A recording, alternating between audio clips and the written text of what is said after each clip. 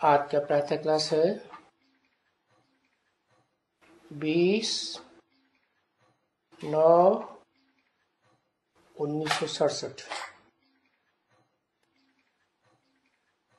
बुधवार को रिकॉर्ड चला है निर्बल से लड़ाई बलवान की।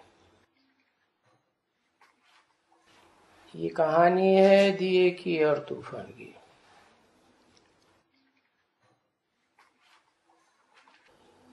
ये कलह युगियों का गीत है। बहुत कलह क्लेश करते हैं।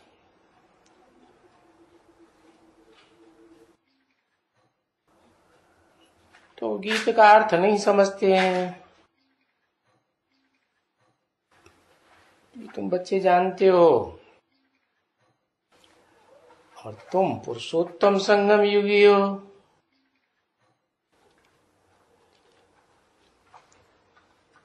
वो कलह युगी है।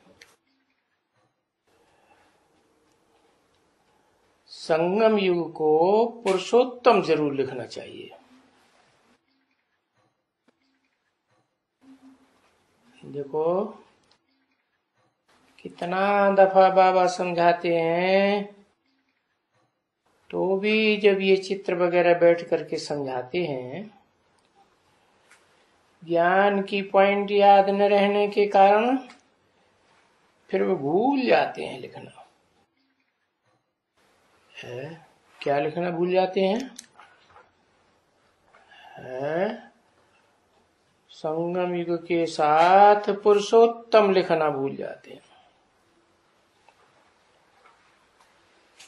ऐसे तो है कि भूलना तो जरूर होता है।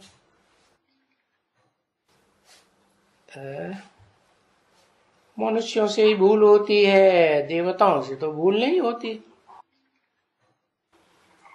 तुम देवता बनेंगे तो अभूल हो जाएंगे, परंतु जब के चित्र बनते हैं तो 2, 4, 5, 7 बार उसको सुपरवाइज करते हैं, देखते हैं।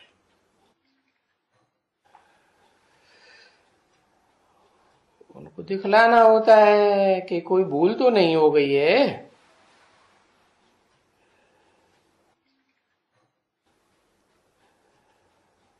तो फिर 5, 5, 6 का भी ख्याल नहीं आता है उसमें।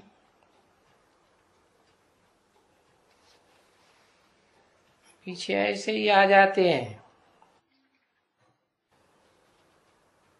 क्योंकि नहीं तो ये मुख्य अक्षर है। क्या है? अरे क्या पुरुषोत्तम संगम युग।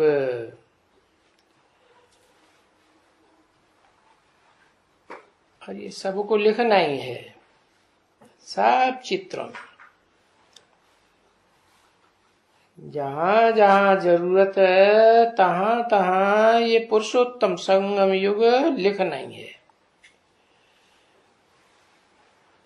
क्योंकि इनका अर्थ भी तुम ही समझते हो कि साधारण संगम युग तो होते ही है। सत्युग त्रेता का संगम, त्रेता द्वापर का संगम, द्वापर कलयुग का संगम है। पर ये तो है पुरुषोत्तम संगम युग। उन संगमों में कोई पुरुषोत्तम थोड़े ही बनते हैं, और ही नीचे गिरते जाते हैं।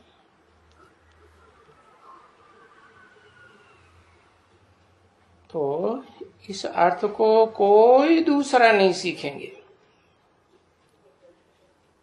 कि पुरुषोत्तम संगम युग क्या होता है। वो बोला ये क्या होता है? पुरुषोत्तम मास तो होते हैं, पुरुषोत्तम संगम युग।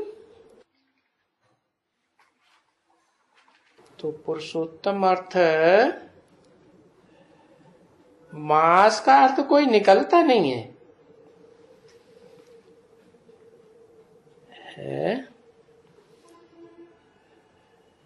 हाँ ये कहेंगे ये भी एक यादगार है। क्योंकि पुरुषोत्तम युग भी है और पुरुषोत्तम बनने का मास भी है, पुरुषोत्तम बनने की पुरुषोत्तम घड़ी भी है। तो कभी हुई है तो यादगार मनाते हैं पुरुषोत्तम मास। तो पुरुषोत्तम अर्थ बुद्धि में आना चाहिए कि ये कब की यादगार है। जैसे त्योहारों की लिस्ट बनाते हो तो ये भी एक त्योहार मनाते हैं संगम युग का।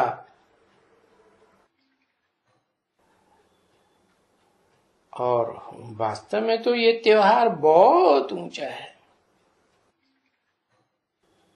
क्या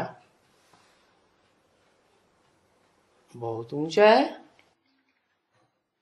तो फिर और धर्मों में भी इसकी यादगार होना चाहिए। है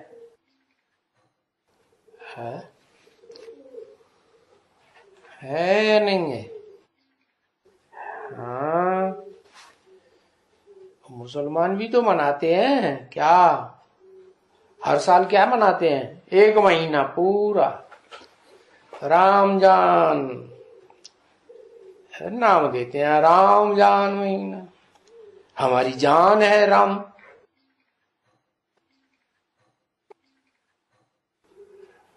क्योंकि बहुत ऊंचा है ना।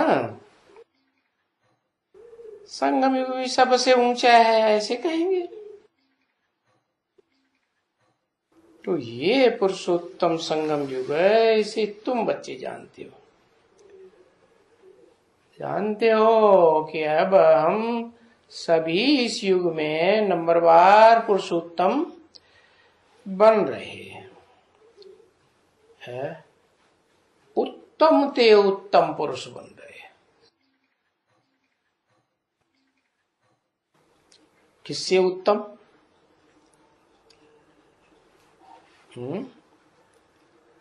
किससे उत्तम से उत्तम? जो नरक की दुनिया में आके पार्ट बजाएंगी आत्माएं, उनसे भी उत्तम। और स्वर्ग की दुनिया में जो आत्माएं पार्ट बजाएंगी कम कलाओं वाली, उनसे भी उत्तम। ऐसे कहेंगे ना।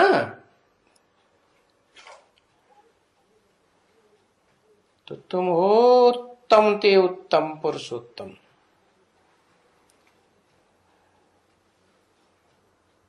तो फिर क्या कहेंगे? तुम साहूकार ते भी साहूकार हो। किस बात की साहूकार है? यहाँ संगम में बनते हैं ज्ञान रत्नों के साहूकार। फिर ब्रॉड ड्रामा में ये ज्ञान रतन ही स्थूल रतन बन जाएंगे। तो गाएंगे ना, उत्तम ते उत्तम साहूकार ते साहूकार, ऊंच ते ऊंच हम हैं नंबर 1। क्या कौन से धर्म के? और धर्म तो सब नंबरवार हैं। हम हैं ऊंच ते ऊंच नंबर 1। अल्लाह वल्दीन मुसलमान कहते हैं, अव्वल नंबर।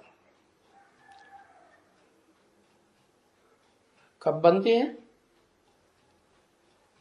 जब प्रलय होने वाली होती है ना, तब हम ऊंचे ऊंचे बन जाते हैं।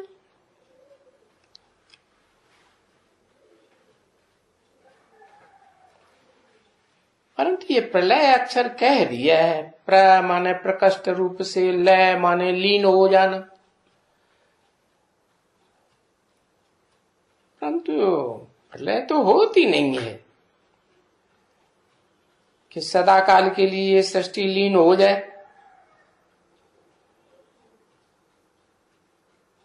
परंतु वो लोग प्रलय में दिखलाया है। क्या? जब प्रलय हुई तो ये है नंबर 1।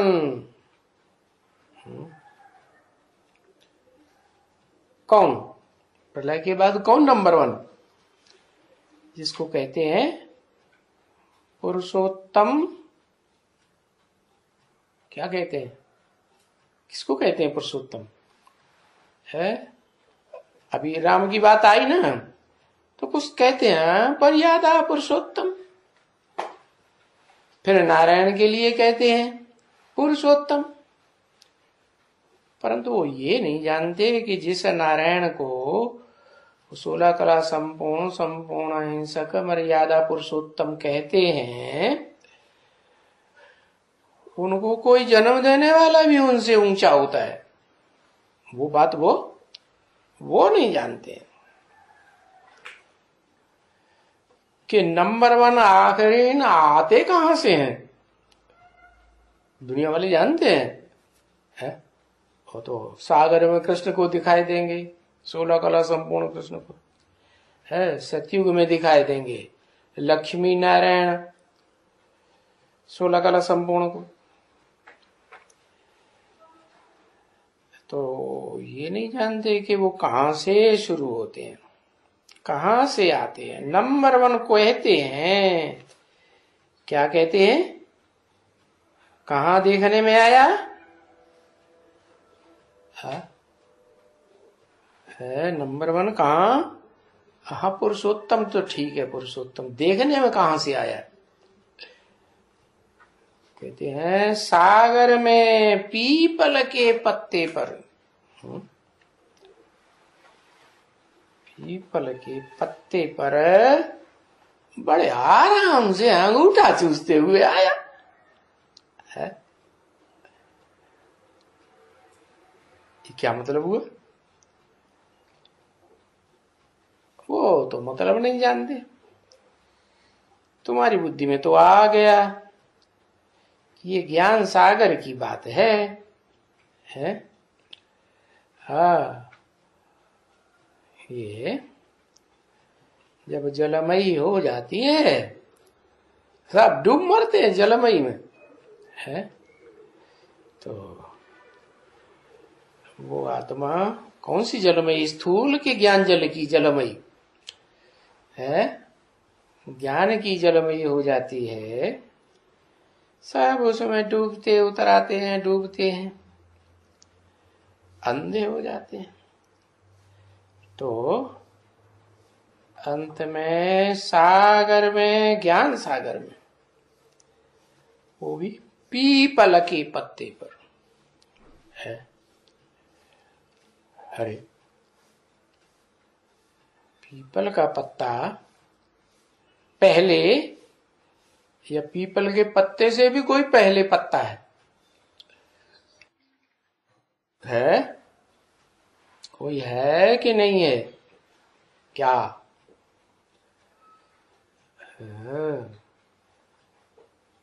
अरे पीपल वृक्ष बताया।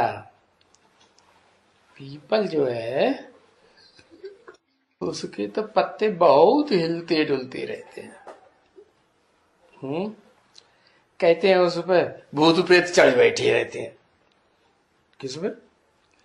है पीपल के ऊपर। तो लोग बहुत डरते हैं पीपल के पास कहीं जाकर के कोई ने थूक थाक दिया, पेशाब वेशाब कर दी, तो भूत ऊपर चढ़ बैठेंगे। तो ये नहीं जानते हैं कि पीपल से भी ज्यादा महत्व कौन से पेड़ का है? जिसको दिखाते हैं वट वृक्ष, बरगद का वृक्ष, बड़ माने बड़ा वृक्ष। दुनिया में ये षष्ठ वृक्ष ही तो सबसे बड़ा वृक्ष है। उस षष्ठ वृक्ष के जो पत्ते होते हैं वो हिलने डुलने वाले होते हैं, या कितनी भी हवा चले उनकी डंडी तो मोटी होती है। क्या उनकी जो स्मृति रूपी डंडी है ना, वो हिलती डुलती नहीं है, मोटी होती है और छोटी भी होती है। क्या तो पत्ता हिलने का सवाल है ही नहीं।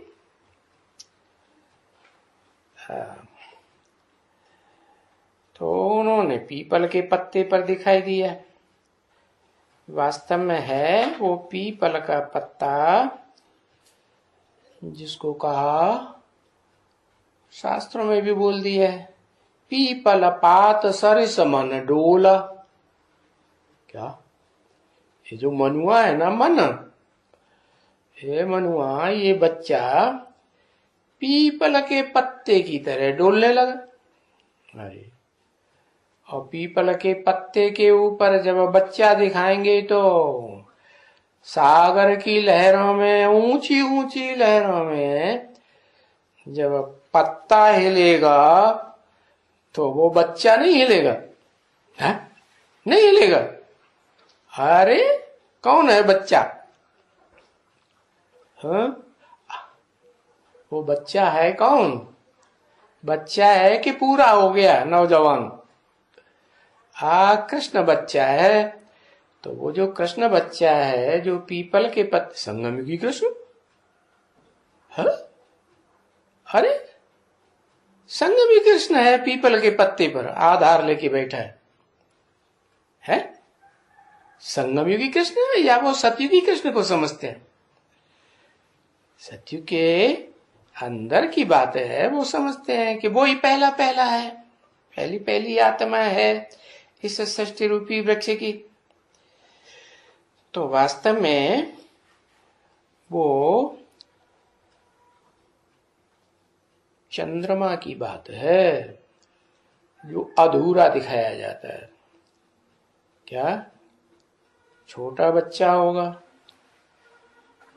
और पूरा चंद्रमा होगा, अंतर क्या होगा? पूरा चंद्रमा हो गया तो उसमें रोशनी ज्यादा होती है, कहेंगे 16 कला संपूर्ण। और जब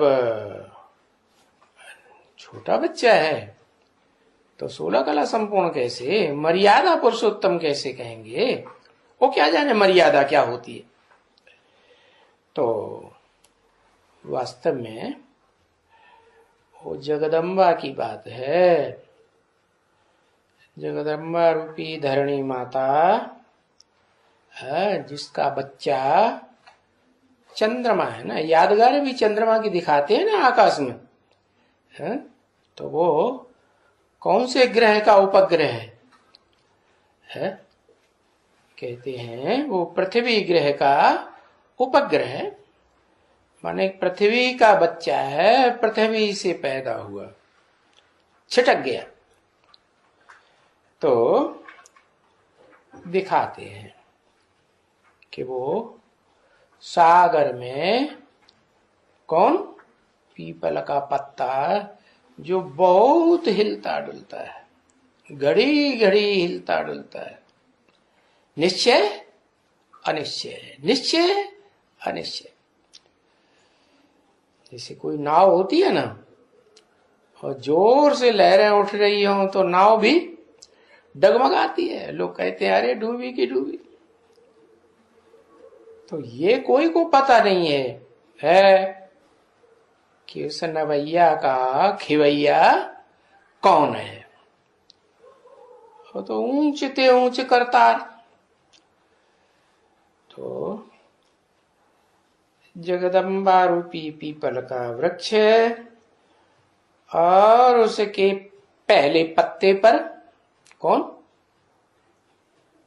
अंगूठा चूसता हुआ कृष्ण बच्चा, माने वही ज्ञान चंद्रमा ब्रह्मा वाली आत्मा जो जगदम्बा महाकाली का रूप धारण करती है। तो उसके मस्तक पर चंद्रमा दिखाते हैं ना, अधूरा कि संपूर्ण, अधूरा चंद्रमा दिखाते हैं।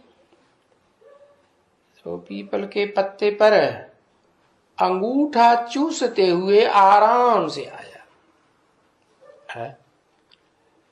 तो ये ऐसे दिखाते हैं कि आत्मिक स्थिति का अंगूठा चूसता है? अरे आत्मिक स्थिति का अंगूठा चूसता है, आत्मा का बाप नहीं मिला? आत्मा का बाप पता चला या नहीं चला? चला? नहीं चला। बच्चे को क्या पता आत्मा का बाप कौन होता है? तो अंगूठा ही चूसता है। तो फिर तुम क्या कहेंगे? तुम क्या कहेंगे? नंबर 1 वो कृष्ण जो आत्मा रूपी अंगूठा चूसता है। शास्त्रों में आत्मा को अंगूठे मिसल दिखाते हैं ना। शालिग्राम बनाते हैं तो कैसे बनाते हैं? अंगूठा मिसल बनाते हैं, बड़े तो नहीं बनाते। तो तुम क्या कहेंगे उसे? नंबर 1 है? नहीं कहेंगे? कहेंगे? नहीं कहेंगे। क्यों नहीं कहेंगे? क्योंकि उसका भी कोई बाप है? और उसको जन्म देने वाला जो बाप है, क्योंकि बच्चा ऊपर से थोड़ा ही टपक पड़ेगा है सागर में पीपल के पत्ते पर, नहीं। तो उसको भी जो जन्म देने वाला बाप है वो भी, उसको क्या कहेंगे? नंबर 1 कृष्ण उसको कहेंगे बच्चा, या सतयुग के कृष्ण को कहेंगे नंबर 1 बच्चा? है सतयुग के कृष्ण को थोड़े ही कहेंगे। उसका बाप ने है, जिसने जन्म दिया उस बच्चे को, सतयुग के कृष्ण बच्चे को, तो सो बाप भी तो कभी बच्चा रहा होगा किसी का, है कि अपने आप अंदर से ज्ञान पैदा हो गया है? तो वो ज्ञान देने वाला जो बाप है वो है वो जो आत्माओं का बाप है। आत्माओं का बाप और फिर आत्मा ज्यादा पावरफुल या आत्माओं का बाप ज्यादा पावरफुल? आत्मा उतनी पावरफुल कैसे हो सकती है जब तक कि आत्माओं का बाप इस सृष्टि पर ना आ जाए। तो देखो, अब तुम नंबर 1 किसको कहेंगे?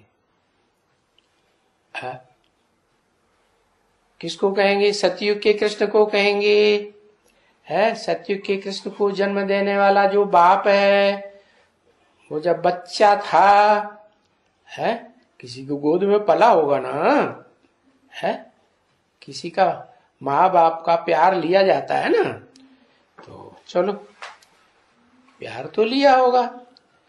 तो अब 3 हो गई आत्माएं। एक आत्माओं का बाप परमपिता शिव, जो जन्म मरण के चक्कर में नहीं आता है, इस सृष्टि पर तो आता है लेकिन प्रवेश करता है? तो जो मनुष्य सृष्टि का बाप है, मनुष्य सृष्टि का बीज कहो, है उस बीज में प्रवेश करके ज्ञान देता है, और ज्ञान के आधार पर पहचान होती है, तो फिर वो योगी बनता है। ज्ञान और योग का ज्ञान मिलता है कि नहीं? वो भी मिलता है। तो जो योगी बनता है तो एकदम योगी बन जाता है कि पुरुषार्थ करना पड़ता होगा? धीरे धीरे बनेगा ना पुरुषार्थ करना। तो पुरुषार्थ में पहले बच्चा बुद्धि, बाद में तीखा पुरुषार्थ हो जाता है, तो योगियों का ईश्वर बन जाता है। तो ये 3 आत्माएं हैं। फिर इनमें नंबर 1 किसको कहेंगे? अरे जल्दी से बताओ, और बताओ। एक ने बताया, दूसरे बताओ। बताते तो है ही नहीं। नंबर 1 किसको कहेंगे? 3 आत्माएं हुई, सतयुगी कृष्ण बच्चा और संगम युग में कोई कृष्ण बच्चा बनता है और कृष्ण बच्चे को पालने वाला परमपिता परमात्मा शिव। हाँ, संगम युगी कृष्ण बच्चा, क्योंकि शिव तो किसी नंबर में आता ही नहीं। आता है? शिव कहते हैं जो नंबर में आए वो चक्कर में भी आए। न मैं नंबर में आता हूं और न मैं चक्कर में आता हूं, मैं तो एक अकेला हूं। क्या? सदा काल अकेला, मेरा किसी से लगाव अटैचमेंट होता ही नहीं। तो बाबा ने पूछा तुम क्या कहेंगे? सतयुग के कृष्ण को नंबर 1 कहेंगे? नहीं कहेंगे। हाँ, तुम्हारी बुद्धि में है कि नंबर 1 तो पुरुषोत्तम संगमयुगी कृष्ण है, सतयुग का कृष्ण नहीं हो सकता। कोई कहे अरे नंबर 1 जो कृष्ण है संगम युग में, जैसे जगदम्बा के तामसी रूप महाकाली में चंद्रमा प्रवेश है मस्तक में, ऐसे ही क्या वो जो बच्चा है दिखाया जाता है शंकर शिव का बच्चा, क्या बच्चे के साथ बाप का नाम जोड़ा जाता है ना? तो कौन सा प्रसिद्ध बच्चा है जिसका सुप्रीम सोल बाप शिव के साथ नाम जोड़ा जाता है? शंकर है, शिव शंकर कहेंगे। यादगार अभी भी चली आ रही है भारत में कि बच्चों के साथ कोई कंपनी बनाएंगे तो भी बाप का नाम लगाएंगे, है बच्चों का नाम लगाया न लगाया। तो वो जो नंबर 1 बच्चा कहेंगे संगमगी कृष्ण, जिसको श्याम और सुंदर कहते हैं। क्या सतयुग का कृष्ण थोड़ा ही कहेंगे श्याम सुंदर? अरे वो सुंदर ही सुंदर होता है कि श्याम भी बनता है?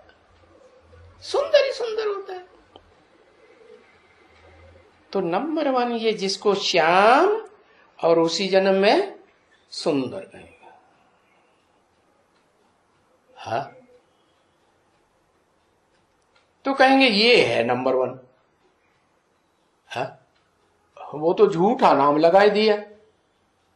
सतयुग के जब षष्ठी आदि हुई, षष्ठी शुरू हुई सतयुग में, तो वो झूठा नाम लगा दिया। और वो भी यादगार कहाँ की लगाई थी? सागर में पीपल के पत्ते पर आया है। ये तो यहाँ की यादगार है, ज्ञान सागर है। ज्ञान सागर प्रैक्टिकल में होगा या कोई हवा मुआफिक होगा? प्रैक्टिकल में, शरीर के अंदर वो ज्ञान का सागर शिव बाप प्रैक्टिकल में जो पार्ट बजाता है, उसकी गोद में वो कृष्ण बच्चा जिसकी यादगार दिखाते हैं कि सागर में पीपल के पत्ते पर आया। अरे पीपल के पत्ते पर कैसे आया? सीधा है पीपल के पत्ता, वो तो गर्भ दिखाया कि नहीं? कृष्ण को गर्भ में दिखाते हैं कि नहीं? गर्भ महल में पीपल के पत्ते में। सो गर्भ महल में जो बच्चा आया वो कहां से आता है? पीपल के पत्ते पर ही आता है? नहीं, कहां से आता है? बाप से आता है ना। तो बताया कि ये उस सतयुगी कृष्ण की बात नहीं है, उसको नहीं कहेंगे पुरुषों में उत्तम, आत्माओं में उत्तम, उत्तम मध्यम नीच है कहते हैं ना।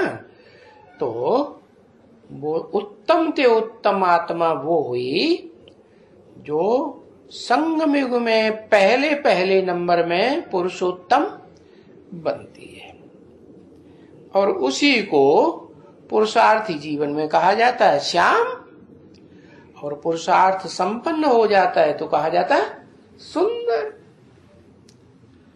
ऐसे थोड़े ही कि जैसे वो अधूरे ब्राह्मण कहते हैं, अरे इस जन्म में ब्रह्मा बाबा श्याम है, अगला जन्म सतयुग में होगा तो सुंदर बने।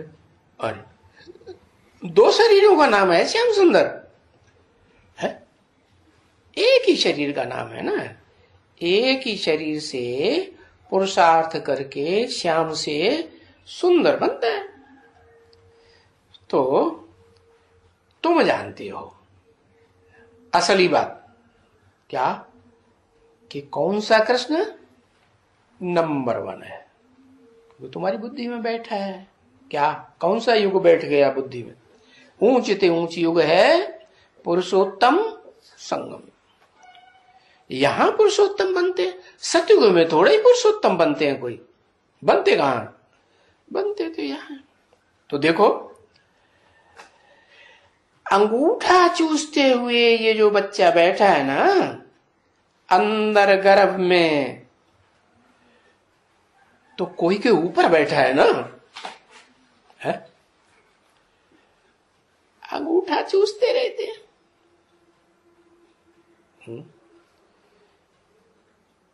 कौन से कृष्ण की तो बात कर रहे हैं बाबा? है? अंगूठा चूसते हुए जो बच्चा है, हाँ, ये संगम की कृष्ण की बात है। अंगूठा चूसना माने बुद्धि रूपी, मन बुद्धि रूपी आत्मा जो है उसको अंदर ही अंदर चूसना माने उसमें स्थिर रहने की बात है। आत्मिक स्थिति में अंदर गर्भ में बैठा है। गर्भ तो माता के अंदर होता है ना, तो कोई के ऊपर बैठा है ना। किसके ऊपर बैठा है? ऊपर बैठने वाला ऊंचा हुआ है, जिसके ऊपर बैठा है वो तो नीचे हो गया और बैठने वाला ऊपर हो गया। कोई के ऊपर बैठा है। अब बताओ कोई कौन जिसके ऊपर बैठा है?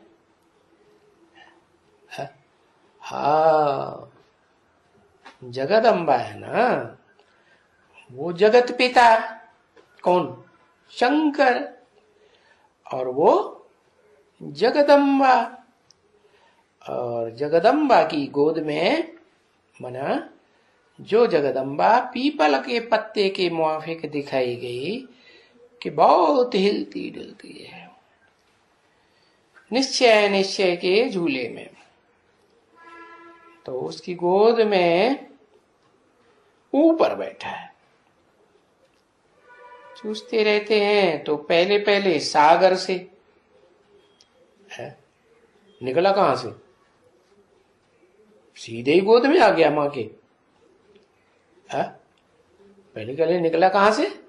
सागर से। सागर से निकला, ज्ञान सागर से निकला। ज्ञान सागर से निकला हुआ ये कौन सा बच्चा?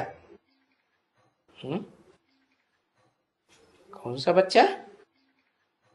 संगमयुगी कृष्ण की बात है, जो आज भी चित्रों में दिखाया जाता है, बच्चे के रूप में पड़ा हुआ सो रहा है,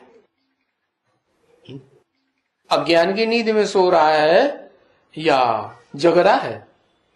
क्या कर रहा है? सो रहा है। सोना माने अज्ञान की नींद। तो पूछा कौन सा बच्चा? देखो, अच्छे से देखो, ये उत्तम ते उत्तम श्री कृष्ण बच्चा, क्या इससे उत्तम और कोई बच्चा सृष्टि में हो ही नहीं सकता।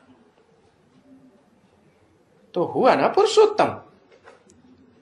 पुरुष माने आत्मा है, पुर माने पूरी शहर है, और सा माने आराम करने वाला। ये शरीर रूपी पूरी है ना, इसमें आराम करने वाला उत्तम ते उत्तम आराम से रहता है। क्या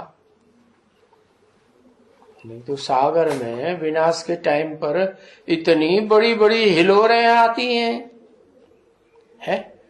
कोई आनंद से रह पाएगा? है? कैसे रहेगा? लेकिन वो है, हाँ, ऊंची से ऊंची स्टेज में आराम से आत्मिक स्थिति का अंगूठा चूसते हुए रहता है। तो ज्ञान सागर से वो रचना होती है स्वर्ग की, है? ज्ञान सागर निराकार या ज्ञान सागर निराकार साकार का मेल है, या ज्ञान सागर साकार है? वो ऊपर वाला उसमें प्रवेश होता है, तब स्वर्ग की रचना होती है, बच्चा पैदा होता है। हाँ? जब दोनों मिले हुए होते हैं तब बच्चा पैदा होता है। अरे वो तो ज्ञान दे करके चला जाता, ज्ञान दिया, और कब तक लोग ज्ञान देते रहते हैं? तब तक ज्ञान लेते रहते हैं जब तक टोटल विनाश न हो जाए। क्या? जब तक जीना है तब तक पीना है। किनको? ब्राह्मणों को। तो ब्राह्मणों की दुनिया में है, सारी दुनिया ब्राह्मण बनेगी ना, तो आखिरी 500 करोड़ भी आत्मा होगी, वो भी ब्राह्मण बनेगी कि नहीं? है, वो भी ब्राह्मण बनेगी। हाँ, तो ज्ञान पिएगी कि नहीं? है, बाप को पहचानेगी कि नहीं? प्रैक्टिकल में पहचानेगी कि हवा में चला गया, ऊपर परमधाम में चला गया, उसको पहचानेगी नहीं? प्रैक्टिकल में पहचानेगी। तो उस ज्ञान सागर जो प्रैक्टिकल में पार्टधारी है, उससे रचना होती है स्वर्ग की। स्वर्ग साकार या निराकार? स्वर्ग साकार। तो रचना, रचने वाला रचयिता भी साकार। तो उस रचयिता में नंबर 1 किसको कहेंगे? पुरुषोत्तम कहेंगे वो, है? तो सागर तो ज्ञान का हुआ ना, है? कि वो जड़ पानी का सागर हुआ, ज्ञान का सागर हुआ।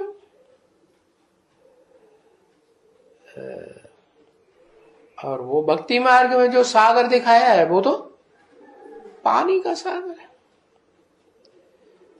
तो सागर पानी का तो नहीं हुआ ना। तो ये तो बच्चों को समझाया गया है, बच्चों को समझ में आ गया है कि कोई ऐसी प्रलय नहीं होती है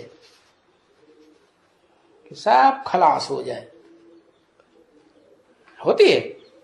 नहीं, ऐसी प्रलय नहीं होती है, क्योंकि कई कई बच्चे नए नए आते हैं, तो वो पुराने से पुराने जो पॉइंट्स हैं ना, ढेर की ढेर पॉइंट्स होते हैं, तो वो पुराने पॉइंट्स जो बाबा पहले वक्त भी कई बार सुना चुके हैं, वो फिर कैसे सुनेंगे अगर बाबा दोबारा नहीं सुनाएंगे?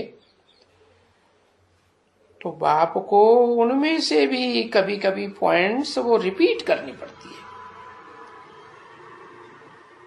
क्योंकि तुम बच्चे भी समझते हो कि वो पुरानी पॉइंट्स हम कैसे सीख सकें या समझ सकें, है?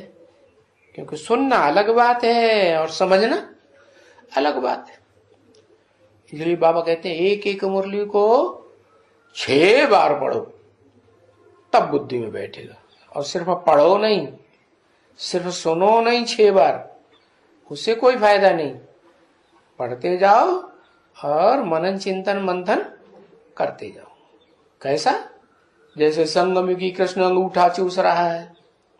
अंगूठा चूसने का मतलब क्या हुआ है? चर्निंग करना। चर्निंग करना माने है मनन चिंतन मंथन करना। तो तुम्हारे ध्यान में आवे कि जो ध्यान में आवे समझ सको वो किसी को समझा सको। तुम खुद ही नहीं समझ सकोगे पूरी रीति तो दूसरों को समझा भी नहीं सकोगे। तो वो चित्र ले जाना चाहिए समझाने के लिए। कौन सा है? हाँ, जहां सागर में पीपल के पत्ते पर कृष्ण दिखाया है। चित्र कलेक्ट किया, हाँ, करना। हाँ। तो भाई ये ध्यान रखो, क्या ये समझाते समय ये पॉइंट्स का ध्यान रखो। तो कोई पुरुषोत्तम संगम युग भी तो आता होगा जरूर ना, जहां पुरुषों में 500 करोड़ जो पुरुष माने आत्माएं हैं, उनमें उत्तम ते उत्तम पार्ट बजाने वाली ऊंच ते ऊंच, कहते हैं ना, ऊंचे ते ऊंचा भगवंत जरूर आया होगा। इस सृष्टि पर प्रत्यक्ष हुआ होगा कि नहीं? आया होगा। क्योंकि सतयुग, त्रेता युग, द्वापर युग, कल युग, ये सभी युग हैं, और इन युगों के बीच में संगम होता है, सतयुग, त्रेता युग। तो एक ही बार आता है पुरुषोत्तम संगम युग। बाकी संगम तो बार बार युगों का मेल होता है तो संगम होता है? लेकिन पुरुषोत्तम संगम युग एक ही बार आता है। तो उससे साबित हुआ कि पुरुषोत्तम माना उत्तम ते उत्तम युग है। किस बात में उत्तम?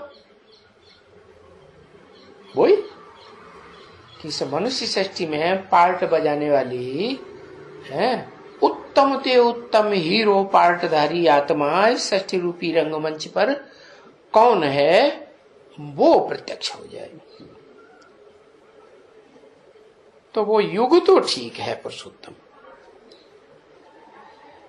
तो पुरुषोत्तम युग में पुरुषोत्तम मनुष्य चाहिए, नाम दे दिया पुरुषोत्तम युग। तो पुरुषों में उत्तम बनने वाला, क्योंकि उत्तम ते उत्तम बताया ना, तो सबसे उत्तम कोई तो होगा। तो पुरुषोत्तम वो मनुष्य चाहिए ना। फिर अब इस दुनिया में तो है ये तमो प्रधान युग दुनिया वालों के लिए, कि पुरुषोत्तम युग है तमो प्रधान युग। तो वो जो पुरुषोत्तम युग है उनमें, किनमें? कलयुग में, तो वो भी बता देना चाहिए, ताकि उनको समझ में आए कि कलयुग के आदि में पुरुषोत्तम युग आता है, मध्य में आता है, या जब दुनिया का विनाश होना होता है तब आता है। तो वो बात समझ में आनी चाहिए ना लोगों को। पुरुषोत्तम युग तो जरूर है, और पुरुषोत्तम युग में ही दुनिया चेंज होती है।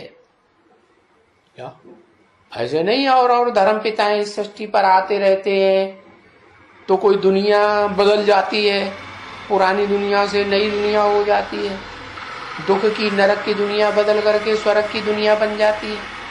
ऐसे नहीं। क्या? कब? पुरुषोत्तम युग है तो जरूर उसी युग को कहेंगे जिसमें दुनिया चेंज हो जाए, बदल जाए, मनुष्य से देवता बने। जो कनिष्ठ नीच मनुष्य है ना, है नीच काम करते रहते हैं ना, जानवरों से भी बदतर है ना, तो उस पुरुषोत्तम युग में सर्वोत्तम ये बनते हैं। सर्व माने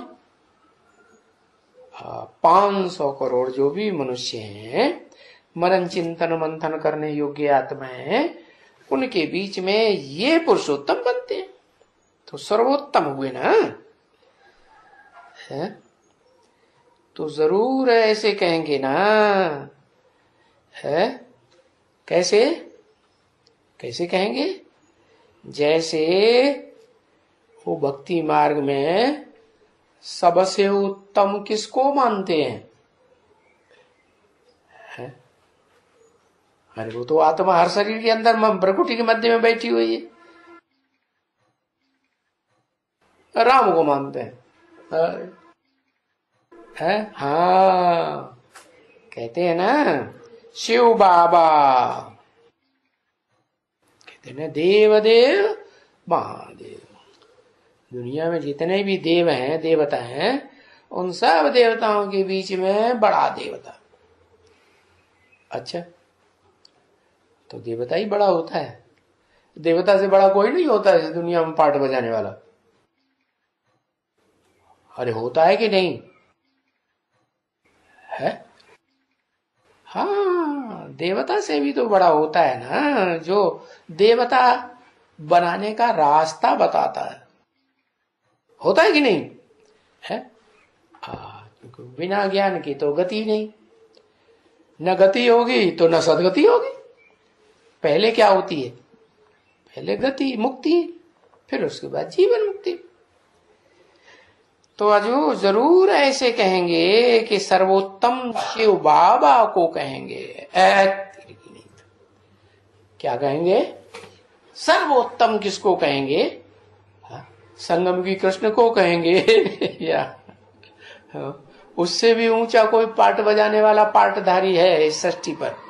कहेंगे शिव बाबा। क्यों शिव बाप क्यों नहीं कहेंगे? है? हाँ, कोई भी ब्रह्मा कुमारियों से पूछो, आत्माओं का बाप सबसे ऊंचा है इस सृष्टि में पार्ट बजाने वाला, या शिव बाबा कहें तो वो तो कहेंगे हाँ वो तो एक ही है दोनों। क्या शिव बाप भी वही है, शिव बाबा भी वही? ये क्या बात हुई? अरे शिव बाप तो जब निराकारी स्टेज में है, किसी शरीर में प्रवेश नहीं किया है, तो वो तो आत्माओं का बाप ही है, कोई दूसरा संबंध नहीं बनता। बिंदु बिंदु आत्माओं का बिंदु बाप। फिर जब वो शरीर में प्रवेश करता है मुकर्रर रथ में, तो कहा जाता है क्या? क्या कहा जाता है? हाँ, कोई भी संबंध बना लो, उनमें सबसे बढ़िया संबंध है शिव बाबा। क्या? क्यों सबसे बढ़िया है? सबसे बढ़िया क्यों है? हाँ, सबसे बढ़िया संबंध इसलिए है कि जो बच्चा है, वो बच्चे को जो प्राप्ति होनी है जीवन में बड़े ते बड़ी, वो बाप से प्राप्ति हो या न हो। परिवार में बाप ही बड़ा होता है ना। बाप न दे वर्षा तो चलता है, न दे तो कोई बात नहीं, लेकिन बाप का जो बाप है, जिसे बाबा कहा जाता है, उसका वर्षा जरूर मिलता है। अरे अच्छा, बाप से नहीं मिलेगा, हम अम्मा से ले लेंगे? है? अम्मा से नहीं मिलेगा, बड़े भाई से ले लेंगे तो नहीं चलेगा?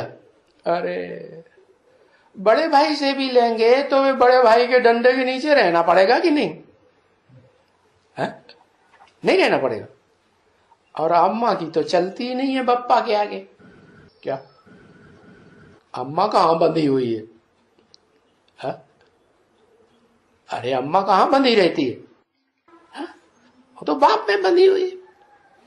तो वो तो जैसा बाप करेगा वैसा ही मानेगी, करेगी। तो बताया कि ऊंचे से ऊंचा किसको कहेंगे? कहेंगे शिव बाबा। वो शिव सुप्रीम सोल आत्मा भी है, और वो जिस शरीर में प्रवेश किया हुआ है तो हमारा बाबा भी है। प्यारे ते प्यारा संबंध, कि उससे सबसे जास्ती हमें प्राप्ति होती है। दुनिया में जो बाबाएं होते हैं, चाहे वो नीले पीले काले कपड़े वाले बाबाएं हो, लाल कपड़े वाले, सफेद कपड़े वाले बाबाएं, ब्रह्मा जैसे, उनसे प्राप्ति नहीं होती है। क्या घर घर में बाबाएं बैठे होते हैं ना, बाप के बाप, उनसे प्राप्ति इतनी बड़ी नहीं होती है जो वो प्यारे लगे। सबसे जास्ती प्राप्ति है किससे होती है? किससे होती है? हाँ, जो आत्माओं का बाप है शिव है, उसका नाम ही है शिव, माने कल्याणकारी, सदा ही कल्याणकारी। एक सेकंड भी ऐसा नहीं उसके पार्ट में जो वो कल्याण। शरीर में प्रवेश करेगा, पति शरीर में प्रवेश करेगा तो भी कल्याण करेगा, पति दुनिया में आएगा तो भी कल्याण करेगा, है पति तो इंद्रियों से काम पार्ट बजाएगा क्या, तो भी जो भी पार्ट बजाएगा, कैसा पार्ट बजाएगा? श्रेष्ठ ही पार्ट बजाएगा, गंदा पार्ट नहीं बजाएगा, दुखदाई पार्ट नहीं बजाएगा। तो इससे ज्यादा प्यारा और कोई हो सकता है क्या? हमारा प्यारा शिव बाबा, सर्वोत्तम शिव बाबा, उसको कहते हैं। तो बताओ, अभी बोला था 3 आत्माएं हैं, सतयुगी कृष्ण बच्चा की आत्मा, संगम युगी कृष्ण बच्चे की आत्मा, और संगम युगी कृष्ण बच्चा जिस बाप की गोद में बैठा है वो बाप भी आत्मा।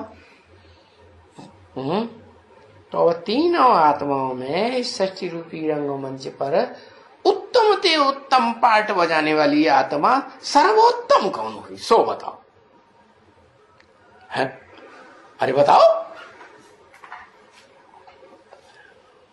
हाँ, तो भी कहेंगे शिव बाबा, ये नहीं कहेंगे शिव बाप, क्योंकि बाबा शिव बाबा हम जब कहते हैं तो उसमें से अगर शिव निकाल दिया तो क्या बचेगा? शव बचेगा। ये शिव बाबा कहेगा, क्या कहेंगे? नहीं, वो तो मुर्दा हो गया। अच्छा, क्यों मुर्दा हो गया? अरे क्यों मुर्दा हो गया?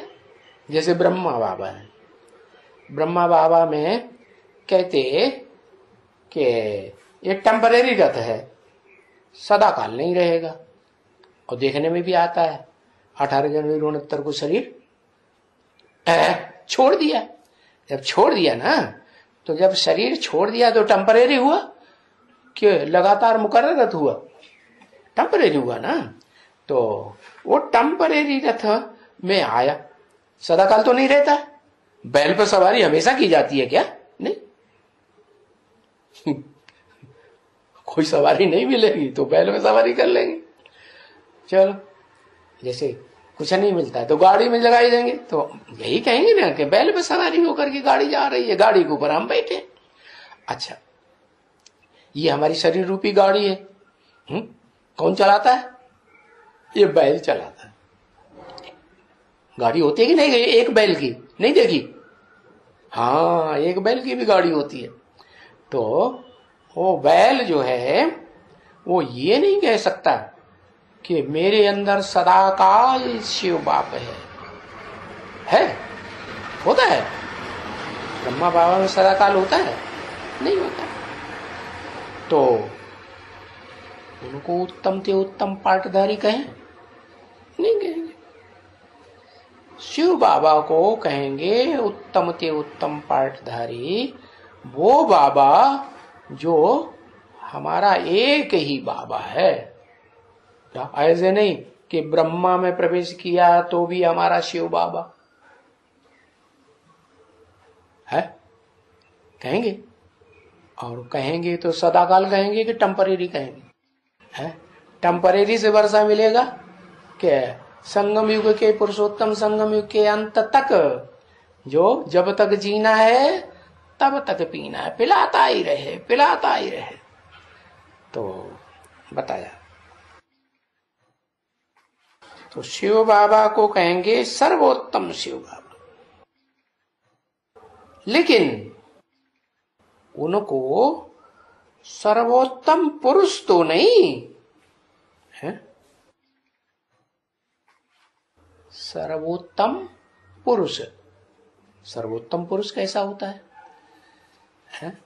शरीर रूपी पुरी में सबसे जास्ती उत्तम ते उत्तम पार्टधारी, और एक ही जन्म पार्ट बजाएंगे शरीर रूपी पुरी में उत्तम पार्ट, और कोई 84 जन्म पार्ट बजाए पूरा ऑलराउंड,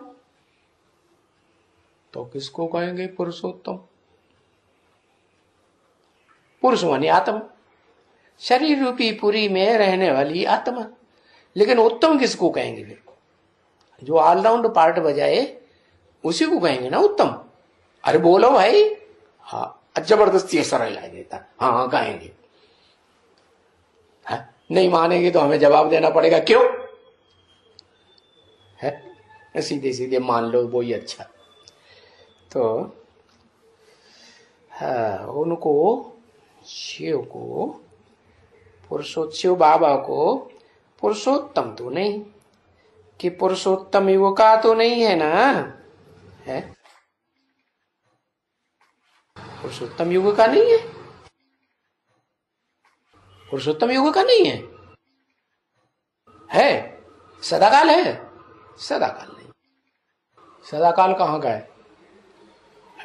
जो आत्माओं का धाम है, जहां सब आत्माएं रही पड़ी, कीड़े मकोड़े, पशु पक्षी, मनुष्य आत्माएं, देव आत्माएं, सब जहां रहती हैं, परम धाम जिसे कहा जाता है। तो वहां का सदाकाल रहने वाला है। तो ये तो नहीं कहेंगे सदाकाल पुरुषोत्तम युग का है,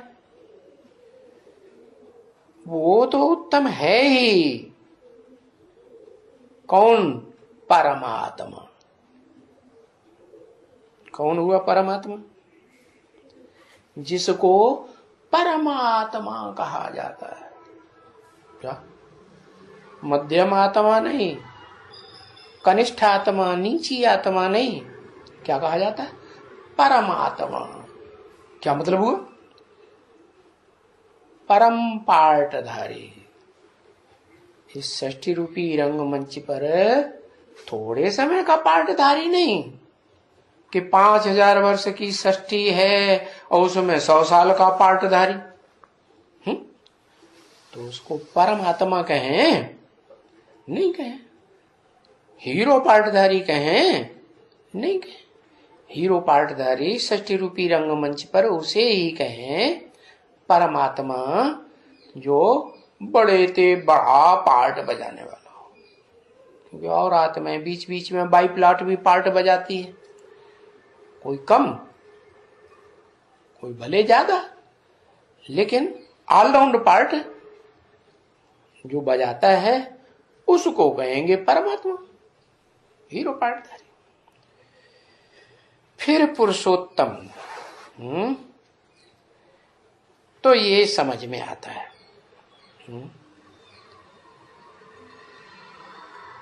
क्या? कि बाप आकर के पुरुषों में उत्तम पार्टधारी पुरुषोत्तम बनाते हैं। अब बताओ, ये इनको किसने बनाया ऐसा?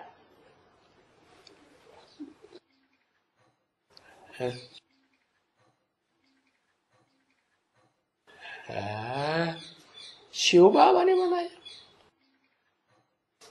इनको नीचे वाले को नहीं, सतयुग वाले को है, जो लाइट की दुनिया में खड़े हुए दिखाए गए। क्या?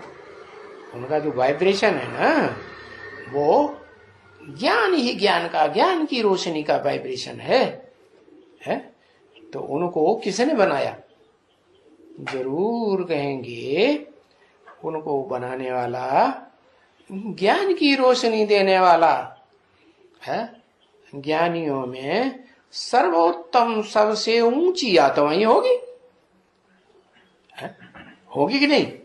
हाँ, तो वो आत्मा है जो जन्म मरण के चक्कर में कभी नहीं आती है, इसलिए वो सारा याद रहता है उसको। और जो भी आत्माएं हैं, चाहे वो हीरो पार्टधारी मनुष्य सृष्टि का बीज रूप बाप ही क्यों न हो, वो भी जन्म मरण के चक्कर में आता है कि नहीं आता है? आता है। इसलिए उसकी बुद्धि में आखिरीन फिर भी कितना भी ज्ञान ले ले, सारा ज्ञान, क्या अकूट ज्ञान का भंडार शिव बाप से ले ले, तो भी क्या होता है, तो भी खर्च होते होते होते होते होते आखिरी जन्म में खलास। कैसी बुद्धि हो जाती? पत्थर बुद्धि है। पत्थर बुद्धि माने जो और नई नई आत्माएं उतरती है, जो नई नई उतरती हैं, उनकी बुद्धि ज्यादा तीखी होती है या उसकी बुद्धि ज्यादा तीखी होती है? पत्थर। कैसी पत्थर बुद्धि? अभी अभी बात सुने, अभी अभी भूल जाए। क्या ऐसे कहेंगे? है? कहेंगे जैसे आज की दुनिया में क्या नाम वो हुआ ना, क्या अभी राजीव दीक्षित हुआ ना, कितना उसको याद रहता, बाप रे। है? एक एक व्यक्ति का नाम ले लो, एक एक चीज की गहराई का नाम ले लो, कितना विशाल बुद्धि कहेंगे। और उसी जमाने में, उसी दुनिया में वो बीज रूप आत्मा मनुष्य सृष्टि का बाप होता है कि नहीं? है? होता है कि नहीं? बाप होता है। उसकी बुद्धि कैसी होगी? है? नहीं मालूम? अरे इसको ज्यादा मालूम होगा। है? कैसी बुद्धि होगी? अरे पत्थर बुद्धि होगी, कुछ भी याद नहीं रहता, तो पत्थर बुद्धि कहेंगे। हाँ? अरे पत्थर कहेंगे कि पत्थर बुद्धि कहेंगे? हाँ? पत्थर बुद्धि। तुमको अनुभव नहीं होता? अरे होता है कि नहीं? अरे बोले जल्दी जल्दी हाँ या ना। अनुभव नहीं होता। देखो जैसे बाबा शिव बाबा मुरली चलाएंगे तो कैसी मुरली चलेगी? है? हाँ। और जिस देहधारी में प्रवेश करके चलाएंगे पत्थर बुद्धि में, तो वो तो नहीं चलाएंगे शिव बाबा। वो आत्मा खुद भी मुरली पढ़ सकती है, सुनाई सकती कि नहीं, तो कैसी चलेगी? अरे बताओ। है? बस पढ़ंतरी, जैसे कोई छोटा बच्चा पढ़ करके रीडिंग कर रहा हो, तो तुम्हें पता नहीं चलता? पता चलता है, झट से बात बदल जाती है। अरे एक बात पक्की कहना चाहिए ना, अभी नहीं कहना कभी। क्या हंस रहा है? बोला है इन लक्ष्मी नारायण को किसने बनाया? पत्थर बुद्धि से पारस बुद्धि। जैनियों ने फिर एक भगवान बनाई दिया, पार्श्वनाथ। पार्श्व का बिगड़ा हुआ रूप है पारस। कहते हैं एक पारस पत्थर होता है, उस पत्थर को ऐसी मान्यता है कि लोहे से ऐसे टच कर दो तो लोहा सोना बन जाए। अरे कोई चुंबक पत्थर है क्या? चुंबक पत्थर को तो हमने सुना है कि लोहे के ऊपर रख दो तो उसकी पावर, चुंबकीय शक्ति लोहे में जाती रहती है। ये पारस पत्थर है, ऐसा कोई सुना देखा कभी? देखा ऐसा? लेकिन ये समझाने के लिए कहा जाता है कि ये लक्ष्मी नारायण पहले पत्थर बुद्धि थे, फिर है आत्माओं का बाप निराकार शिव आकर के अखूट ज्ञान का भंडार देते हैं, तो ये पत्थर बुद्धि से क्या बन जाते हैं? पारस बुद्धि। कैसे पारस बुद्धि? जब मुहाई लेता जा रहा है, नींद आ रही है, मजा नहीं आ रहा सुनने में, क्या बन जाएंगे? यादगार क्या है? ये तो चित्र ध्यान में जाने वाली संदेशियों के द्वारा बनवाया गया। कहेंगे फिर भी कुछ न कुछ ज्ञान है उनमें, लेकिन इनकी यादगार क्या है?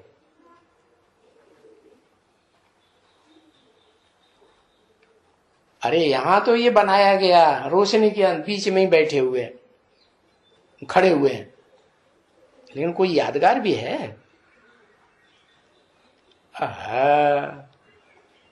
अरे नेपाल में जब गए, कहे कि नहीं गए? नेपाल में नहीं गए, गए कि नहीं गए? क्या देखा? नेपाल में यादगार है? हाँ, चित्रों में भी दिखाया जाता है। विष्णु कहां दिखाते हैं? क्षीर सागर में पड़ा हुआ है, क्या जल में पड़ा हुआ है ना? नाम ही इनका इसलिए रख दिया नारायण। नाम काम के आधार पर होते हैं, ऐसे ही होते हैं, काम के आधार पर नाम पड़ते हैं। तो इन्होंने कैसा काम करके दिखाया कि इनका घर कहां है? ज्ञान जल के बीच में। ज्ञान जल से कभी बाहर जाते ही नहीं, या जाते हैं? हाँ, नहीं जाते। ये भी पहचान है किसकी? हो नारायण वाली आत्मा की।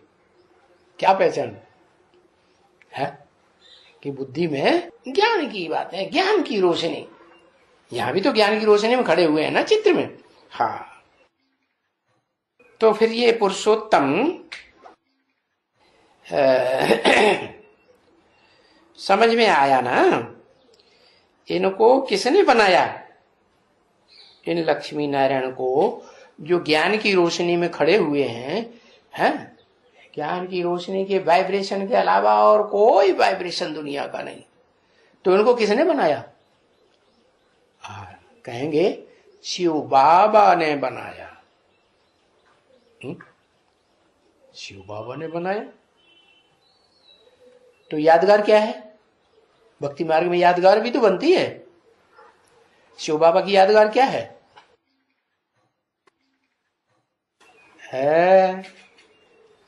शिव बाबा की यादगार है शिवलिंग है। वो शिव यादगार है शिवलिंग, या वास्तव में है?